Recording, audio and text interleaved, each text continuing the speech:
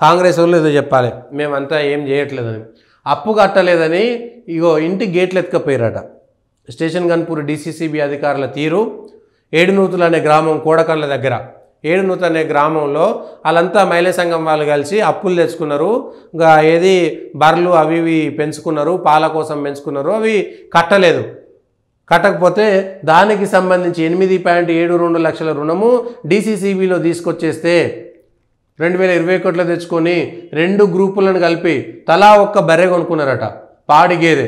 కొంత అప్పు కట్టిన 2 గ్రూపులు కలిపి ఇంకా 7 లక్షలు చెల్లించాలట. చెల్లించకపోతే మళ్ళా గట్టిగా అడిగితే 3 లక్షలు కట్టిరట. మిగిలిన దానికోసం కట్టమంటే మా ఇంటి ముంగడ గేట్లు ఎత్తుకపోరంటే వాళ్ళు ఎత్తుకపోమన్నారు, వీళ్ళు ఎత్తుకపోయారట. కామారెడ్డిలో 2 సార్లు జరిగింది ఈ సంఘటన, ఇదొకసారి జరిగింది. మరి రైతులు ఏంది, రుణమాఫీ ఏంది, ఇన్ని వేల కోట్ల రూపాయలు ఉన్నాయి. రైతులు మహిళలకు సంబంధించినటువంటి అప్పులు తీసుకొస్తే వాళ్ళు బర్రెలు కొనుక్కుంటే పోయి అడగాలి, మీరు బర్రెలే కొనుక్కున్నారు కాబట్టి రుణమాఫీ చేస్తారా, దానికి కొనుక్కున్న దానికి వడ్డీ మాఫీ చేస్తారా, పావలా వడ్డీయా, ఏందో ఒకసారి చెప్పాలి కదా.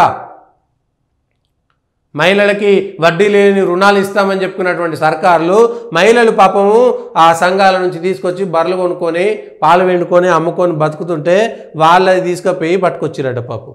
ఇది పరిస్థితి. ఏం లేకపోతే ఏం చేస్తారు, ప్రైవేట్ అప్పులు తెచ్చుకోవాల్సినటువంటి పరిస్థితి. గవర్నమెంట్కు విధానపరమైనటువంటి లేదు.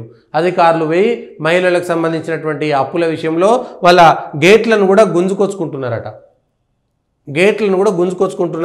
అది డీసీసీబీకి సంబంధించినటువంటి దాంట్లో పరిస్థితి గది.